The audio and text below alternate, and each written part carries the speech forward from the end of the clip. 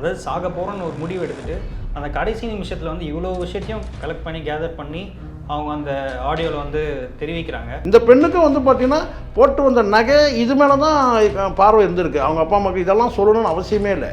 நீ சாகவே கூடாது என்ன கேட்டா. நீ செத்து போக வேண்டியதானே, ஏன் சாரி கேட்ட?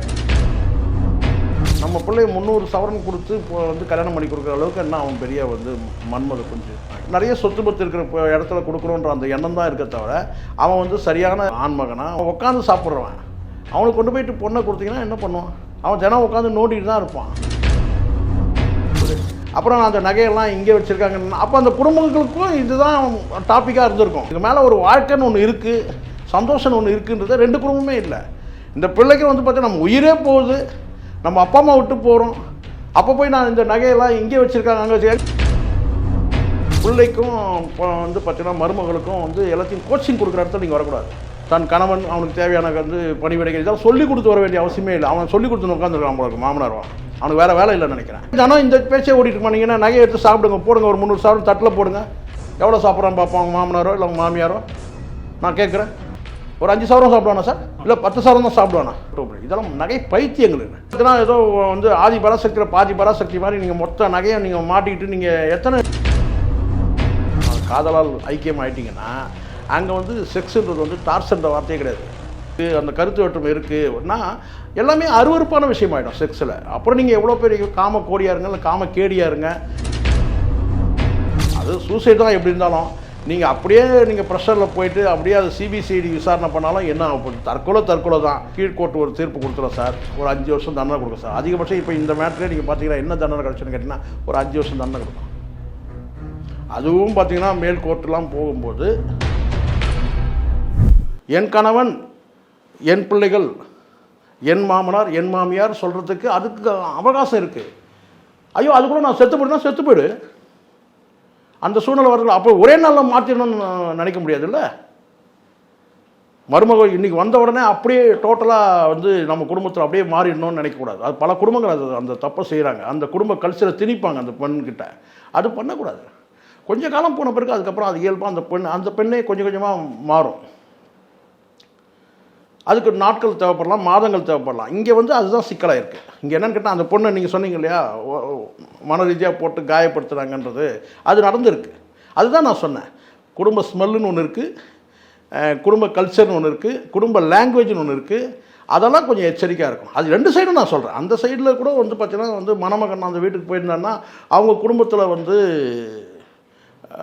நடந்துக்கிற விஷயங்கள் இருக்குல்ல, இந்த நாகரிகமான விஷயங்கள் வந்து சிலது வந்து பார்த்திங்கன்னா இல்லாமல் லாங்குவேஜில் வந்து பார்த்திங்கன்னா அவங்க எங்களுடைய குடும்பன்றதை வந்து அங்கே சில பேர் வந்து பறைசாட்டும் போது எங்கள் குடும்பத்தில் இப்படி தான், நீங்கள் அந்த வார்த்தையே தவறான விஷயம் சார். எங்கள் குடும்பத்தில் இந்த பழக்கம்லாம் இல்லைங்கன்னுவான். அப்புறம் அவன் எங்கள் குடும்பத்தில் அந்த பழக்கம்லாம் இல்லைன்னா முட்டாள்கள் அது மாதிரி பேசவே கூடாது. முதல்ல அப்படி பேசினாலும் ஜெல்லாகாது சார் குடும்பம். எங்கள் குடும்பத்தில் அப்படிலாம் கிடையாதுங்க, எங்கள் குடும்பத்தில் அப்படிலாம் இல்லைங்க. எல்லாம் நம்ம குடும்பன்ற அளவுக்கு வரணும்ல. உங்கள் குடும்ப வழக்கப்படி நான் கொஞ்சம் மாற்றிக்கணும், என் குடும்ப வழக்கப்படி நீங்கள் கொஞ்சம் மாற்றிக்கணும். அப்போ தான் அந்த குடும்பம் வந்து ஜெல்லாகும்.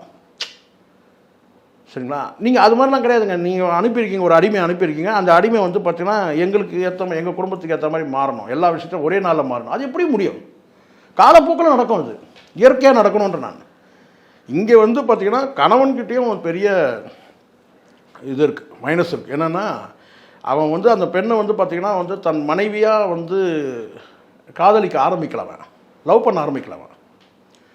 இங்கெல்லாம் நிச்சயதார்த்தம் முடிஞ்சதுன்னா லவ் பண்ண ஆரம்பிச்சிடணும் சார். என்னை கேட்டால் ஓப்பனாக சொல்கிறேன், எதுவும் பச்சையாக பேச நினைக்காதீங்க. நிச்சயதார்த்தம் லவ் தான் நான் சொன்னேன், வேறு எதுவும் இல்லை. நிச்சயதார்த்தம் முடித்த உடனே வந்து கேட்டால் படுக்கை மட்டும்தான் கல்யாணத்துக்கு பிறகு, பெட்ரூம் மட்டும்தான் வந்து கல்யாணத்துக்கு பிறகு பெட்ரூம் நடவடிக்கை. நிச்சயம் பண்ணிட்டாலே வந்து பார்த்தீங்கன்னா வந்து ஒருத்தர் வந்து பார்த்தீங்கன்னா வந்து லவ் பண்ண ஆரம்பிச்சிடணும். அது வந்து பார்த்தீங்கன்னா அது நடக்கலை, அது தெரியுது. இந்த பெண் விஷயத்தில் அது நடக்கலை. அது இவங்களுக்குள்ள அந்த கேப் இருந்துகிட்டே இருந்திருக்கு. அது வந்து ஒரு நீங்கள் வந்து சொல்லலாங்க, அப்போ லவ் மேரேஜ் தான் பண்ணணுமா? நான் சொல்கிறதுக்கு என்ன, லவ் மேரேஜ் சொல்ல, அரேஞ்சு மேரேஜால் கூட இருந்தால் கூட அரேஞ்சு மேரேஜ் அதுக்கு பிறகு வந்து ஆஃப்டர் வந்து அந்த லவ்னு ஒன்று இருக்குல்ல, அது நடக்கணும். அது நீங்கள் கல்யாணத்துக்கு முன்னாடி கூட நடக்கலாம். இல்லை கல்யாணம் முடிஞ்சு ஃபஸ்ட் நைட்டு வந்து பார்த்தீங்கன்னா பெரிய அளவில் சந்தோஷம் இல்லைனாலும் கூட பார்த்தீங்கன்னா அடுத்தடுத்து நாட்களில் வந்து நீங்கள் லவ் பண்ண ஆரம்பிச்சிட்டிங்கன்னா அது இனிமையாகிடும். இங்கே எதுவுமே நடக்கலை சார். அதனால தான் அந்த பொண்ணு வார்த்தையில் அந்த வார்த்தை வருது அந்த வாயில். என்னென்னு கேட்டிங்கன்னா செக்ஸுவல் டார்ச்சர்னு வருது. கணவன் மனைவி ஐக்கியமாயிட்டாங்கன்னா வந்து செக்ஸு டார்ச்சர்லாம் கிடையாது சார். எவ்வளோ டார்ச்சராக இருந்தாலும் வந்து பார்த்தீங்கன்னா அது இனிமை அது.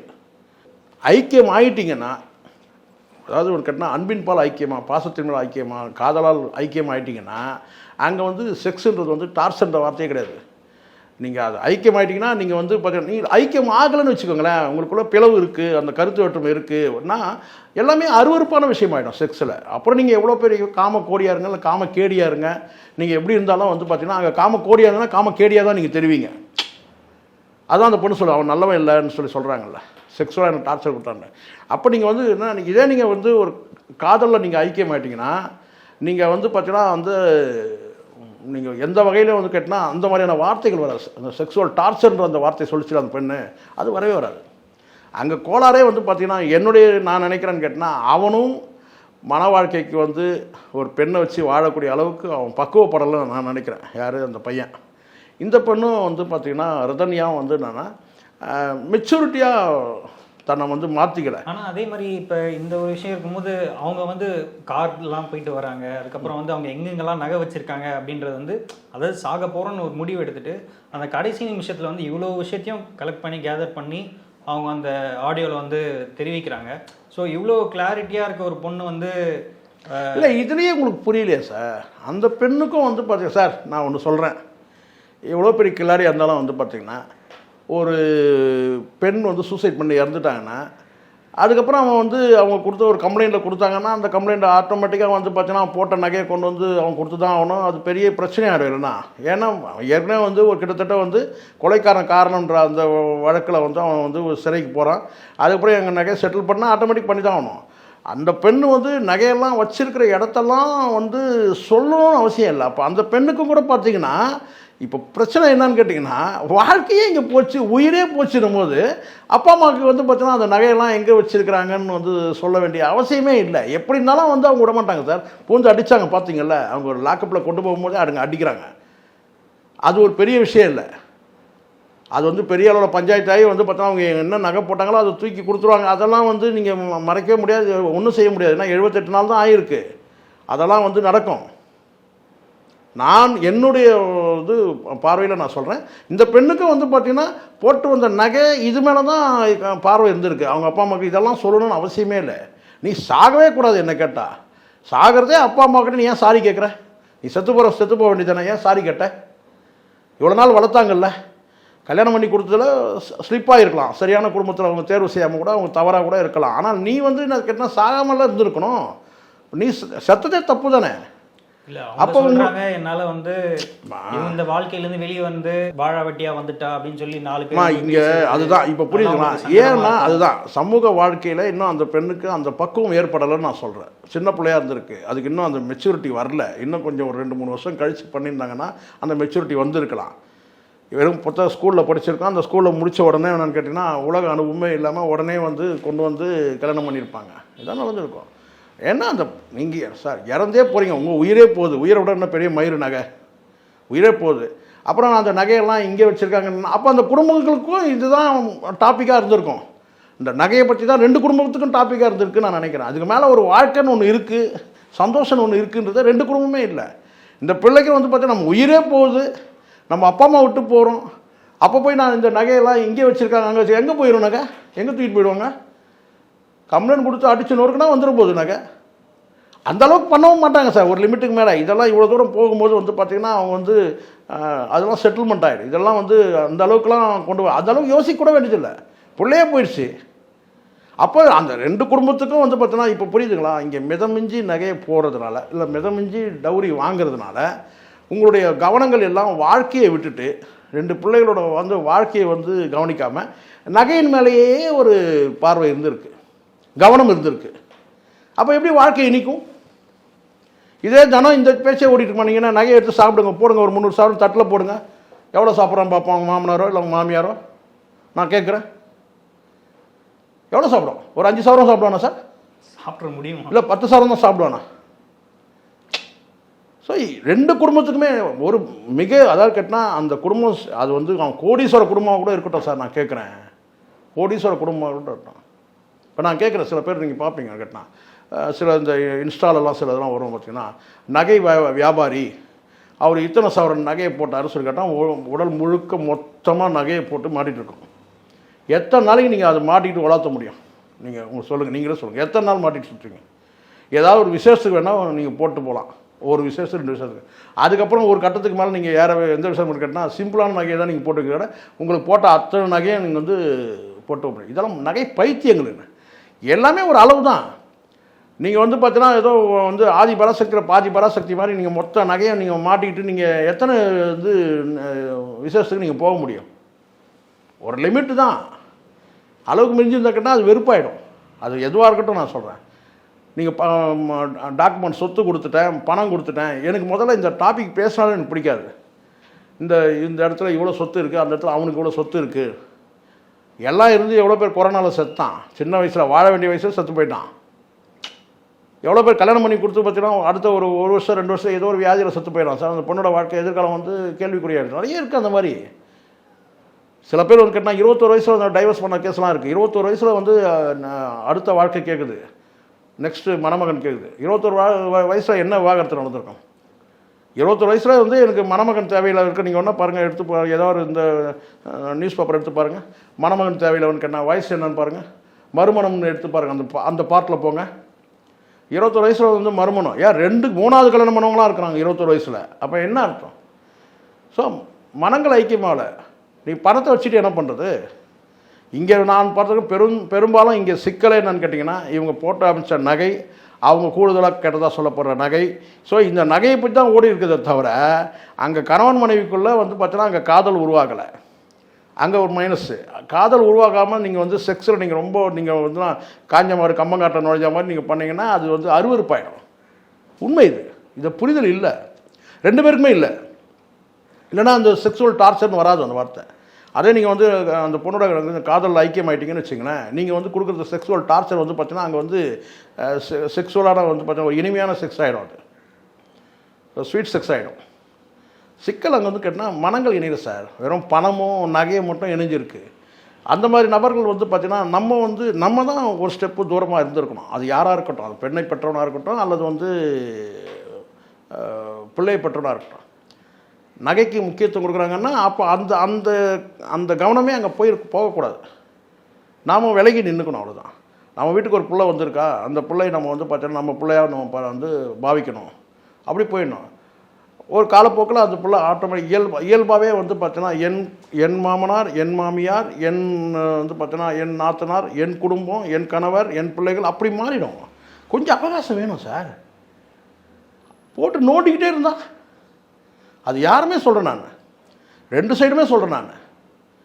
நீங்கள் வந்து தினம் வந்து ஒரு கண்காணிப்பில் நீங்கள் வைக்கிற மாதிரி பண்ண விடணும். இயல்பாக விடணும். நீந்த விடணும். மீன் குஞ்சு எப்படி பார்த்தீங்கன்னா தானே கற்றுக் கொடுதா? இயல்பாகவே வந்து பார்த்தீங்கன்னா அந்த இயற்கையாக நடக்கக்கூடிய விஷயம் இதெல்லாம். தன் கணவன் அவனுக்கு தேவையான வந்து பணிவிடைகள் இதெல்லாம் சொல்லிக் கொடுத்து வர வேண்டிய அவசியமே இல்லை. அவன் சொல்லிக் கொடுத்து உட்காந்துருக்கான் போல இருக்கு மாமனார்வான். அவனுக்கு வேறு வேலை இல்லைன்னு நினைக்கிறேன். தன்னுடைய வந்து கணவன்கிட்ட எப்படி நடந்துக்கணும்னு சொல்லிட்டு ஒரு பெண்ணுக்கு சொல்லித்தர தேவையில்லை. அது இயல்பாகவே தெரியும். நாம் இது தப்பு பண்ணுறோன்னா கூட தெரியும். ஒரு காலகட்டம் இருக்குது, அதுக்கப்புறம் மெல்ல மெல்ல அதுக்கப்புறம் மாறிடும். அந்த பொறுப்புணர்வுன்றது, ரெஸ்பான்சிபிலிட்டின்றது இயல்பாகவே வந்துடும். அது நீங்கள் சொல்லிக் கொடுக்க வேண்டிய அவசியமே இல்லை. நான் கேட்குற வந்து பார்த்தீங்கன்னா எந்த அப்பா அம்மா வந்து பார்த்தீங்கன்னா தன்னுடைய மகனுக்கும் மகளுக்கும் கல்யாணத்துக்கு முன்னாடி நீங்கள் ஒரு ரிஹர்சல் பார்த்துட்டு வாங்க, ஒத்திகை பார்த்துட்டு வாங்க, தாம்பத்தியத்தில் சொல்கிறாங்களா யாராச்சும்? நான் கேட்குறேன். எங்கேயாவது ஒரு வந்து கல்யாணம் பண்ணப்பா, டே அடுத்த வாரம் உனக்கு கல்யாணம்டா, நீ வந்து பார்த்தீங்கன்னா வந்து செக்ஸுவலாக வந்து உனக்கு வந்து எல்லாம் நீ ஃபிட்டாக இருக்கியான்றதுக்கு நான் கையில் ஒரு கொடுக்குறேன், ஒரு 1000 ரூபா கொடுக்குறேன், ஒரு 2000 ரூபா கொடுக்குறேன், எங்கேயா ரெட் லைட் ஏரியாவில் போய்ட்டு வா நான் சொல்கிறாங்க. முதலிரவில் யார் சார் சொல்லிக் கொடுக்குறாங்க? கிடையாது.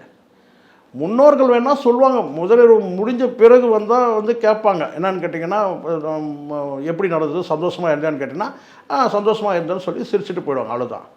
அவ்வளோதான். எந்த வந்து பெண்ணுக்கு வந்து பார்த்திங்கன்னா வந்து முதலிரவு அன்றைக்கி வந்து இப்போ ட்ரைனிங் கொடுத்து அனுப்புகிறாங்க எங்கேயாச்சும் சொல்லுங்கள் நீங்கள்? அது இயல்பாக நடக்குது இல்லை? ஆண் பெண் உறவு வந்து இயல்பாக நடக்குது இல்லை? அந்த மாதிரி வந்து பார்த்தீங்கன்னா எல்லா விஷயங்களுமே வந்து பார்த்தீங்கன்னா இயல்பாக வந்து அந்த பெண்ணு மாறும். அதுக்கான அவகாசம் நீங்கள் கொடுக்கணும். நீங்கள் அதுக்கான அவகாசம் கொடுக்காமல் நீங்கள் எல்லாத்தையும் டீச் பண்ணுற இடத்துக்கு நீங்கள் வரவே கூடாது.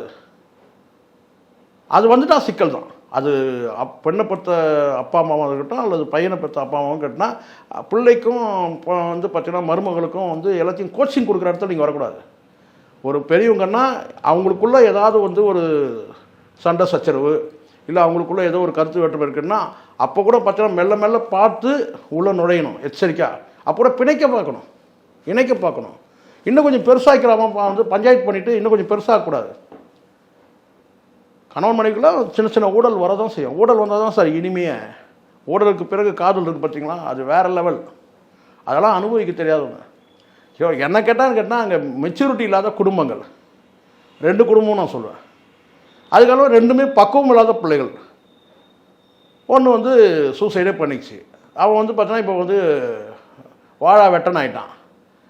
அவனாம் நாளைக்கு ஜெயிலேருந்து வந்துடுவான் சார். நாளைக்கு வந்து பார்த்தீங்கன்னா இன்னொரு பொண்ணை கூட பார்த்து பண்ணிப்பான் சார். ஆனால் இந்த பொண்ணு அப்போ புரியுதுங்களா? அது அந்த ஒரு விஷயம் கூட அதுக்கு புரிதல் இல்லை பாருங்கள். இல்லை, அந்த பொண்ணே வந்து சொல்லுது, என்னால் வந்து இங்கே ஒருத்தன் கூட வாழ்ந்துட்டு டைவர்ஸ் பண்ணிட்டு இன்னொருத்தர் கூடலாம் என்னால் வாழ முடியாது. நீ வாழாது இந்த மாதிரிலாம் வந்து இல்லை. நான் கேட்குறேன் சார், அந்த மாதிரி இருக்கிறாங்க நவீன். நீங்கள் வாழாதீங்க, உங்கள் அம்மா அப்பாக்காக வாழுங்க. உங்கள் அம்மா அப்பாவுக்காக வாழுங்க. இங்கே எவ்வளோ பேர் நான் சொல்கிறேன், தவிர்க்க முடியாமல் நான் சொல்கிறேன் இதை, எவ்வளோ பேர் வந்து பிள்ளைகளுக்காக வாழ்ந்துட்டுருக்குறாங்க நவீன். பிள்ளைகளுக்காக வாழ்ந்துட்டுருக்குறாங்க. கணவன் மனைவி கருத்து வேற்றுமை இருக்குது, ஆனால் பிள்ளைகளுக்காக வாழ்ந்துட்டுருக்குறாங்க. நீங்கள் நினைக்கிறீங்களா? நீங்கள் எத்தனையோ பாதி பேர் நீங்கள் பொறுக்குனீங்கன்னு வச்சிங்களேன், இந்த சமூகத்தில் வந்து கட்டின பாதி பேர் வாழ்ந்துட்டுருக்கிற மாதிரி நடிக்கிறாங்க. அதுக்கு காரணம் சமூகத்துக்காக அல்லது பெற்றோர்களுக்காக அல்லது பிள்ளைகளுக்காக. பாதி பேர் தான் ஐக்கியமாக வாழ்கிறான், பாதி பேர் வாழ்ந்துட்டுருக்கிற மாதிரி நடிக்கிறான். இது உண்மை,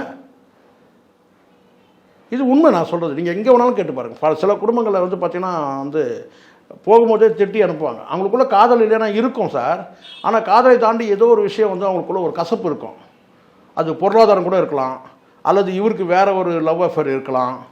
இப்படி ஏதோ ஒன்று பார்த்தீங்கன்னா வந்து அந்த கணவனுக்கு வந்து பார்த்தீங்கன்னா வந்து இல்லை குடிப்பழக்கம் இருக்கலாம், இவங்களுக்கு பிடிக்காத ஒரு விஷயம் இருக்கும். ஆனால் அவங்க சகிச்சுட்டு வாழ்ந்துட்டுருப்பாங்க. அந்த பெண் சகிச்சுட்டு வாழ்ந்துட்டுருப்பாங்க. அதே மாதிரி கணவன் கூட வந்து பார்த்தீங்கன்னா ரொம்ப சாந்த சொருவியாக இருப்பான், ஆனால் இவன் பெரிய சண்டைக்காரியாக இருப்பான். ஆனால் வந்து பார்த்தீங்கன்னா நல்லவ தான், ஆனால் கொஞ்சம் வாய் கொஞ்சம் அதிகம், எதுக்கெடுத்தாலும் சண்டை போடுவாங்கிட்ட அப்படின்னு சொல்கிறவனா இருப்பான். இவங்க சொல்லுவாங்க, நான் கேட்டேன் காலைல போகும்போதே சொல்லுவாங்க, இந்த போகிறான் பாரு அப்படியே போய் சாகரானா பாரு அப்படின்னு கூட மனசுக்குள்ளே திட்டுவாங்க. இல்லை ஏன் வெளிப்படையாக கூட சவுண்டு கூட விடுவாங்க. இந்த போகிறான் நம்ம அப்படியே பாடாலப்பான் அப்படியே போய் பாடையில் போகிறானா பாருன்னு கூட திட்டி அனுப்பாங்க. ஆனால் ஒரு 6 மணிக்கு மெல்லமாக அப்படியே நடந்து வந்து அந்த கேட் வாசல் வந்து நிற்பாங்க. ஏன் இந்த பாவி இன்னும் வரவே இல்லை? மனசுக்குள்ளே பேசுவாங்க, இந்த பாவி இன்னும் வரவே இல்லை, எங்கன்னா குடிச்சிட்டு மலர்ந்துட்டானா, இல்லை வந்து எங்கேயாவது வந்து பார்த்தீங்கன்னா வந்து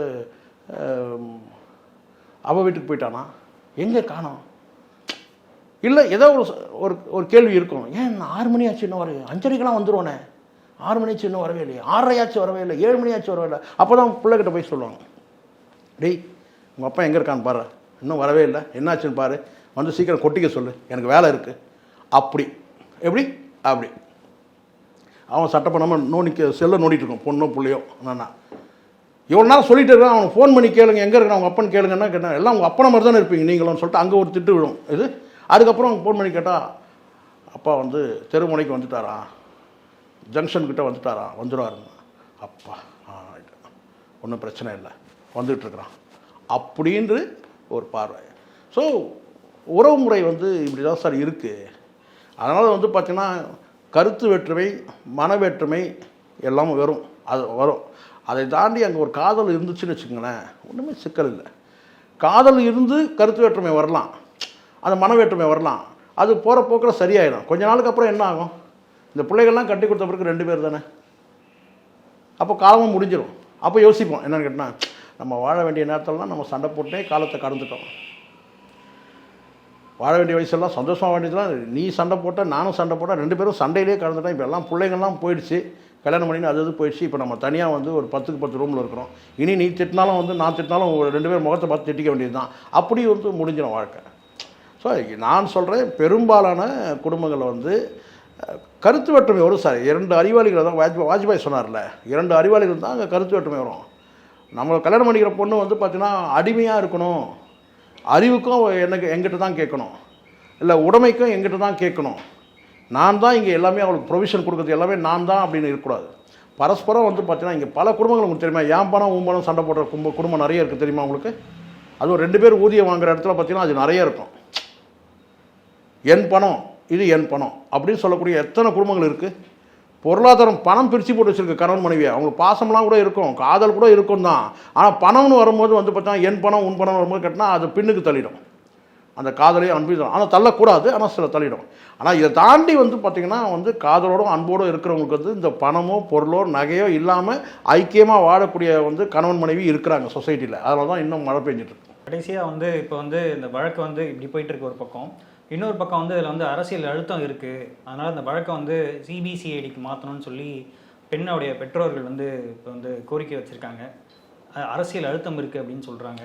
இல்லை, நான் பார்த்த வரைக்கும் நான் சொல்கிறேன் சார், எல்லாருமே வந்து ஒரு அசிஸ்ட் எடுப்பாங்க, உதவி எடுப்பாங்க. உதவி என்னென்னு கேட்டிங்கன்னா, இந்த மாதிரியான குடும்பங்கள் இருக்குல்ல, இந்த பணம் படைத்த கும்பல் எப்போவுமே என்ன சொல்லி கேட்டிங்கன்னா, ஒரு கட்டத்துக்கு மேலே எனக்கு வந்து இவங்க விசாரிக்கணும் அவங்க விசாரிக்கணும்னு சொல்லிட்டு தெளிவாக அந்த இது வந்து நடக்கும். ஏன்னா இவங்க செல்வாக்குள்ள குடும்பங்கள் நம்ம கேட்டால் இவங்க ஒரு அமைச்சர்கிட்ட போவாங்க, அவங்க ஒரு அமைச்சர்கிட்ட போவாங்க, அதான் நடக்கும். இல்லை எக்ஸ் எவங்ககிட்டயாவது போவாங்கன்னு வச்சுங்களேன், அவங்களுக்கே இதில் பெருசாக இன்ட்ரெஸ்ட் இருக்காது தான். இது தெளிவாகிடுச்சு. அந்த பொண்ணு வந்து சூசைடுன்றது வந்து கேட்டால் ஆடியோவில் வந்து பேசுறதெல்லாம் நம்ம பார்த்தோம். வந்து நான் சூசைட் பண்ணிக்கிறேன்னு சொல்லி தான் நான் அதை மன்னிச்சிருக்கப்பாலும் கேட்குது. அது சூசைட் தான் எப்படி இருந்தாலும் நீங்கள் அப்படியே நீங்கள் ப்ரெஷரில் போயிட்டு அப்படியே அது சிபிசிஐடி விசாரணை பண்ணாலும் என்ன ஆக போகுது? தற்கொலை தான். தற்கொலைக்கு காரணம் என்னென்னு கேட்டால் ஏதோ டார்ச்சர் கேட்டால் அப்படியே நான் கூட என்ன சார் நடக்க போகுது கேட்டால் வந்து ஒரு 7 வருஷம் தண்டனை கொடுப்பாங்க, இல்லை ஒரு 5 வருஷம் தண்டனை கொடுப்பாங்க. புள்ள போயிடுச்சு இல்லை, லாஸ்ட் தானே. அவனை தூக்கி உள்ளே வைக்கிறதுனால என்ன ஆகிடப்போகுது? ஒரு 5 வருஷம் கழிச்சு மறுபடியும் வெளியே வந்து கூட எனக்கு தெரிஞ்சு பல குடும்பங்கள் நான் பார்த்துருக்குறேன். இந்த மாதிரி டவுரி விஷயங்களில் வந்து கீழ்கோர்ட்டு ஒரு தீர்ப்பு கொடுத்துரும் சார், ஒரு 5 வருஷம் தண்டனை கொடுக்கும் சார். அதிகபட்சம் இப்போ இந்த மேட்டரே நீங்கள் பார்த்தீங்கன்னா என்ன தண்டனை கிடச்சுன்னு கேட்டிங்கன்னா ஒரு 5 வருஷம் தண்டனை கொடுக்கும். அதுவும் பார்த்தீங்கன்னா மேல் கோர்ட்டுலாம் போகும்போது அதுவும் கூட பார்த்தீங்கன்னா வந்து இல்லாமல் போயிடும். அது சாட்சிகள் விசாரணை அது இதுன்னு சொல்லி அப்படியே வந்து வேணால் வருஷத்தை இழுத்துட்டு போகலாம். இப்போ அவனுக்கு ஒன்றும் வந்து பார்த்தீங்கன்னா அடுத்த கல்யாணம் பண்ணக்கூடாது ஏதாவது தடை ஏதாவது இருக்கான்னா, நாளைக்கே அவன் கல்யாணம் பண்ணால் உங்களை மாதிரி வந்து பார்த்தீங்கன்னா வந்து நகையை கொடுத்து பெண்ணை கொண்டு போய் தள்ளக்கூடியவங்க வந்து எவ்வளோ பேர் கிடைப்பாங்க அவனுக்கு. நாளைக்கே கூட அவன் கல்யாணம் பண்ணிப்பான், ஜெயிலேருந்து வந்துட்டு உடனே கூட கல்யாணம் பண்ணிப்பான். யாராவது இல்லைன்னு முடியாதுன்னு சொல்ல போகிறாங்களா? அது மாதிரி அதுக்கு ஆட்கள் இருக்கிறாங்க, அவங்ககிட்ட சொத்து இருக்குது. என்ன பெருசாக வந்து ஆகிடும்? ஒரு 5 வருஷம் தண்டனை வச்சுக்க சார், 5 வருஷம் தண்டனை கழித்து வந்துடுறான், என்ன ஆக போகுது? ஸோ அதனால் இதெல்லாம் அர்த்தமற்றது. ஏன்னா அவங்க வந்து சொல்கிறது வந்து முக்கியமாக வந்து என்னென்னா, இந்த மாதிரி இன்னொரு பொண்ணுக்கு வந்து இந்த மாதிரி ஒரு அசம்பாவிதம் வந்து அநீதி வந்து நடந்துடக்கூடாது, அதுக்காக வந்து இதில் வந்து நீதி. சார் நீங்கள் ஒன்று சொல்லட்டுமா நவீன், நான் சின்ன பிள்ளையிலேருந்து நான் பார்த்துருவேன். எது இந்த வரதட்சணை கொடுமை வழக்குன்றது வந்து சின்ன பிள்ளைலேருந்து நான் பார்த்துருவேன். வரதட்சணை கொடுமை சட்டங்கள் மூலமாக வந்து பார்த்திங்கன்னா பெரிய அளவில் வந்து தண்டிக்கப்பட்டவங்களும் ஒரு ஆயுள் தண்டனை கழிச்சு உள்ளே போனதெல்லாம் நம்ம வந்து ரொம்ப ரேர் இருந்திருக்கலாம், ரொம்ப ரேர். அது நேரடியாக கொலை வந்து ஈடுபட்டால் மட்டுமே தான். இதெல்லாம் வந்து பார்த்தீங்கன்னா அதிகபட்சம்னா ஒரு 5 வருஷம் கொடுக்கலாம், இல்லை 7 வருஷம் தண்டனை கிடைக்கும். பார்த்தோம். அதுக்காக நான் இதை நடவடிக்கை எடுக்கக்கூடாதுன்ற அந்த அடிப்படையில் நான் சொல்லலை. இது வந்து என்னென்னு கேட்டால் பெருசாக என்ன இவங்களுக்கு என்ன கிடைக்க போகுது இதனால்? நீங்கள் போட்ட நகையே கொடுத்துருவாங்க, இந்த எடுத்துகிட்டு போங்க அப்படின்னு சொல்லி கொடுத்துருவாங்க, அவ்வளோதான். நம்ம புள்ள போயிடுச்சு இல்லைங்க, லாஸ்ட் நமக்கு தானே சார். அதான் இன்னொரு பெண் இந்த மாதிரி வந்து இருக்கக்கூடாது, அதெல்லாம் நடக்காது சார். காலங்காலமாக நாளைக்கு கூட இன்னொரு கேஸ் நடக்கும் சார். இதை இப்போ திருவள்ளூரில் ஒரு கேஸ் வந்திருக்கு. இது கல்யாணமாகி 3 நாளில் தான் இறந்துச்சுன்னு சொன்னோம். அது டவுரின்னு சொல்லலை, 3 நாளில் இறந்து போயிருக்கு. ஸோ இதெல்லாம் வந்து நாளைக்கு நீதிமன்றத்தில் போய் 2 சைடில் வழக்கறிஞர்களை போட்டு வழக்கு முடியறதுக்கு 10 வருஷம் ஆகும் சார், இல்லை 5 வருஷம் ஆகுதுன்னு வச்சுங்களேன். அந்த 5 வருஷத்துக்குள்ளே பார்த்தீங்கன்னா 50 வரதட்சணை கேஸில் இந்த மாதிரி கேஸு நிறைய வரும். இதில் ஃபேக் வரதட்சணை கேஸுகளும் வரும். கடந்த காலத்தில் வந்து 50 வயசில் ஒரு அம்மா போய் வந்து தன் கணவர் மீது வந்து வரதட்சணை கொடுமை கொடுத்தாங்க, பொண்ணுக்கே கல்யாணம் பண்ணிட்டாங்க. நடந்தது, பொண்ணு கல்யாணம் பண்ணிட்டாங்க சார், கல்யாணம் பண்ணி போயிடுச்சு. புருஷங்காரம் வந்து பார்த்தீங்கன்னா ஏதோ அவங்களுக்குள்ள கருத்து வேற்றுமே வந்து பிரச்சனை, நேராக போய் கேட்டால் வரதட்சணை கொடுமை வந்து கேஸை வந்து கொடுத்துட்டாங்க. ஏன்னா அப்படி தூக்கி உள்ளே வைக்கலாம் இவனை அப்படின்னு சொல்லிட்டு. ஸோ வரதட்சணை கொடுமை வழக்கு வந்து கேட்டால் வந்து ஃபேக்காக போடப்பட்ட இந்த புட்டப் கேஸ்லாம் கூட சிலதெல்லாம் இருக்குது, இல்லாமலாம் இல்லை. ஆனால் இந்த வழக்கு நான் இது ஒரு உதாரணத்துக்கு தான் நான் சொல்கிறேன். இது வந்து என்னென்னா வந்து அவங்க வந்து இந்த நேரத்தில் ஒரு பயங்கர கோபத்தில் இருப்பாங்க, அவங்க எப்படியாவது அவங்க தண்டிக்கணும்னு நினைப்பாங்க. ஆனால் உச்சபட்சமாக என்ன பண்ண முடியும்? கணவனுக்கு ஒரு 5 வருஷம் கொடுப்பாங்க, அவங்களுக்கு வேணா கூட ஒரு 5 வருஷம் கொடுக்கலாம். கொலை பண்ணவங்களே வந்து கேஸை வந்து ஒரு 10 வருஷம் நடத்துகிறவங்களாம் இருக்கிறாங்க சார். எனக்கு தெரிஞ்சு ஒரு கேஸில் ஒரு டவுரி இந்த மாதிரியான கொடுமை கேஸ் தான். இதில் யாவது அடித்தாங்க பிடிச்சாங்கன்னு அந்த பொண்ணு சொல்லலை. மன ரீதியாகவும் உடல் ரீதியாகவும் எனக்கு வந்து டார்ச்சர் கொடுத்தாங்க. உடல் ரீதியாக கணவரும் மன ரீதியாக வந்து மாமனாரும் மாமியாரோன்ற மாதிரி தான் அவங்க சொல்கிறாங்கன்னு வச்சுக்கோங்களேன். அது கூட தெளிவாக இல்லை. யார் யார் என்னென்ன செஞ்சாங்கன்றது தனித்தனியாக அவங்க வந்து ஒரு ஆடியோ போட்டிருந்தாங்கன்னா அது ஓரளவுக்கு நிற்கும். ஆனால் வந்து அதையும் கூட பார்த்திங்கன்னா வந்து வழக்கு நடக்கும்போது அதை ஃபேக்குன்னு சொல்லி கூட ஆர்குமெண்ட் பண்ணுவாங்க. அதெல்லாம் வேறு விஷயம்னு வச்சுக்கோங்களேன். அதெல்லாம் உள்ளே போக வேண்டியதில்லை நம்ம. பட் இருந்தாலும் நான் என்ன சொல்கிறேன்னா, இந்த மாதிரி ஒரு வழக்கு வந்து பார்த்திங்கன்னா வந்து அடித்தடி அதை கேட்டினா அடித்து கொன்ன வழக்கெல்லாம் இருக்குது. அதுக்கு வந்து பார்த்திங்கன்னா ஒரு புகழ்பெற்ற நீதியரசர் வந்து அவங்க பெண் நீதிபதி தான். அவங்க வந்து ஒரு பனிஷ்மெண்ட் கொடுத்தாங்க. எப்படி பனிஷ்மெண்ட் கொடுத்தாங்கன்னு கேட்டிங்கன்னா, பனிஷ்மெண்ட் கொடுக்க முடியல. ஏன்னு கேட்டால் சாட்சியம் இல்லை. அடித்து கொல்லப்பட்டது தான் அடிச்சுன்னு கேட்டேன். ஆனால் வந்து என்ன சொன்னான்னு கேட்டால் வந்து கெரசின் ஊற்றி கொளுத்திக்கிட்டு வந்து தற்கொலை பண்ணிக்கிட்டா அப்படின்னு வந்து இந்த கேஸை வந்து அவங்க ஸ்டேட்மெண்ட்டை அப்படி கொடுத்தாங்க. ஆனால் வந்து நீதியரசர் வந்து சாட்சியமே இல்லை, யாரும் வந்து கண்ணால் பார்த்த சாட்சியம் இல்லை, ஆனால் வந்து தற்கொலைன்னு சொல்கிறாங்க. அப்போ அந்த நீதியரசர் என்ன செஞ்சான்னு கேட்டால் சில எக்ஸ்பர்ட்லாம் வர வச்சாங்க, பல நிபுணர்களை வர வச்சு அவங்கள்ட்ட வந்து சில கேள்விகள் கேட்டு சில விளக்கங்கள் கேட்டு அதுக்கப்புறம் ஜட்ஜ்மெண்ட் கொடுத்தாங்க. என்ன ஜட்ஜ்மெண்ட் கொடுத்தாங்கன்னா, முதல் வந்து ஒரு விஷயம் என்னன்னு கேட்டிங்கன்னா, அந்த பெண்ணுக்கு வந்து கால் பாதம் இருக்குல்ல அது முழுமையாக எரிஞ்சிருக்கு. பின்னந்தலையில் ஒரு கைப்பிடி அளவுக்கு முடி இருக்குது. இறந்தது வந்து மொட்டை மாடியில்.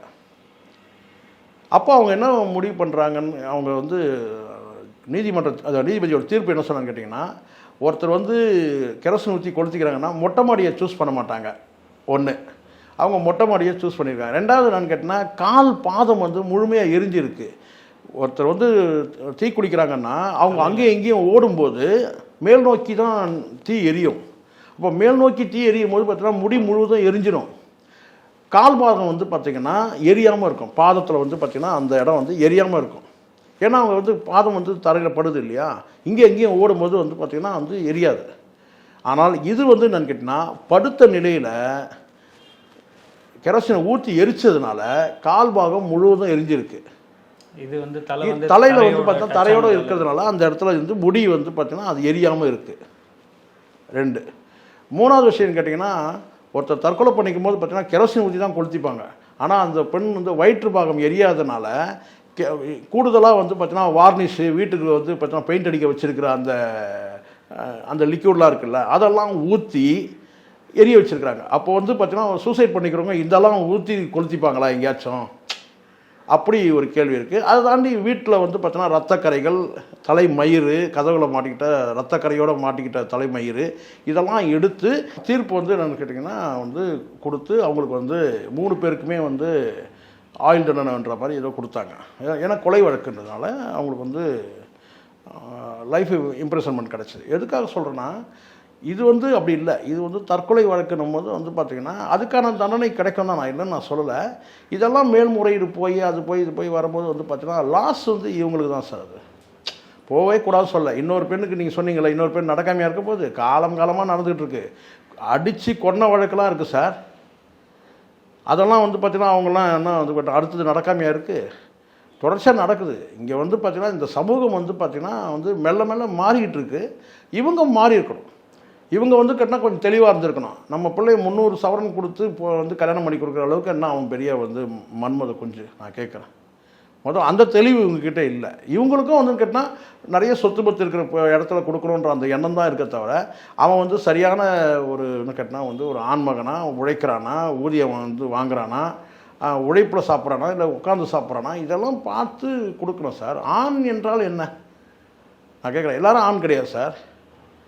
எல்லோரும் நினைக்கிறாங்களா, எல்லாருமே ஆண் கிடையாது. ஆண்னா ஏதோ நிறைய பேர் நினச்சிக்கிறான்னு கேட்டால் வந்து ஒரு பெண்ணை வந்து கல்யாணம் பண்ணிக்கிறதுக்கான தகுதி எனக்கு கேட்டால் வந்து உடல் உறவு வச்சுக்கிட்டால் மட்டும் ஆண் கிடையாது. அவன் வந்து பார்த்தா உத்தியோகம் புருஷனாச்சுனா முதல்ல வந்து கேட்டால் அவன் வந்து அந்த ஆண் என்றவன் நல்ல புருஷனாக இருக்கணும். நல்ல புருஷனா உழைச்சி சம்பாதிக்கிறவனா இருக்கணும். அவன் உட்காந்து சாப்பிட்றவன். அவனுக்கு கொண்டு போயிட்டு பொண்ணை கொடுத்தீங்கன்னா என்ன பண்ணுவான்? அவன் தினம் உட்காந்து நோண்டிட்டு தான் இருப்பான். ஸோ அவனால் வந்து பார்த்தா இன்றைக்கி பல பேர் நான் சொல்கிறேன், அதுக்காக வந்து எல்லாம் தொழிலதிபர்லாம் வந்து அவன் தொழிலதிபர் அவன் வேலை செய்கிறான் சார், அவன் ஆஃபீஸ் போகிறான் காலையில் போயிட்டு, பெரிய தொழிலதிபர் கூட வந்து போகிறான். ஏன் வீட்டு வாடகை வாங்குறவனு கூட வந்து பார்த்தீங்கன்னா அவனுக்கு தினம் மெயின்டெனன்ஸ் ஒர்க் இருக்கணும், இல்லை அவன் வந்து கரண்ட் பில் கட்டுற வேலை இருக்கும், இல்லை ஏதோ ஒன்று பார்த்தீங்கன்னா வந்து ஒர்க் இருக்கும், அவர் ஆஃபீஸை போட்டு மெயின்டைன் பண்ணுறான். ஒரு அப்பார்ட்மெண்ட்டுக்கே பெரிய ஓனராக இருக்கிறான் சார், அவனுக்கு வந்து பார்த்தீங்கன்னா 30 வீடு இருக்குது, அந்த 30 வீட்டுக்கான மெயின்டெனன்ஸ் பார்க்குறதே வந்து பார்த்தீங்கன்னா தினந்தோறும் ஒர்க்கு. அதுக்கு ஒரு ஆஃபீஸை போட்டு அதுக்கு ஒரு மேனேஜரை போட்டு ஒர்க் பண்ணுறவங்களாம் நான் பார்த்துருக்குறேன். ஸோ இவன் எப்படிப்பட்ட நபர்ன்றது நமக்கு தெரியல. இவங்களும் பெற்றோர்கள்கிட்டயே வந்து பார்த்தீங்கன்னா பெண்ணை கட்டி கொடுக்கும்போது அவன் யார் என்னன்றதை முதல்ல சார் நான் நிறைய பேர் நான் பார்த்துருக்குறேன். அவன் வந்து ஃபஸ்ட்டு வந்து பார்த்தீங்கன்னா மாப்பிள்ளைக்கு என்ன சம்பளம்னு கேட்ட மாமியார்களாக இருக்கிறாங்க. சம்பளம் தான் பிரதானம். அந்த மாதிரியான வந்து மாமியார்கள் இருக்கிறாங்க, மாமனார்கள் இருக்கிறாங்க. வந்து அவருக்கு குடிப்பழக்கம் இருக்குதுன்னு சொன்னால் அதெல்லாம் ஒரு பெரிய விஷயம் இல்லைன்னு சொல்லி கூட சமாதானம் பண்ணிக்கூடிய வந்து பெண்ணை பெற்றவர்கள் இருக்கிறாங்க. மாப்பிள்ளைக்கு வந்து குடிப்பழக்கம் இருக்குங்க, அது ஒன்றும் இந்த காலத்தில் பெரிய விஷயம் இல்லை சார் அப்படின்னு சொல்லக்கூடிய பெண்ணை பெற்றோர்கள்லாம் இருக்கிறாங்க. இன்றைக்கி காலத்தில் இதெல்லாம் சகஜம் அதெல்லாம் இருக்குது. அதனால் 2 சைட்லேயும் அங்கே சிக்கல் இருக்குது அந்த குடும்பத்தில். பல்வேறு கருத்துக்கள் பகிர்ந்து. நன்றி சார்.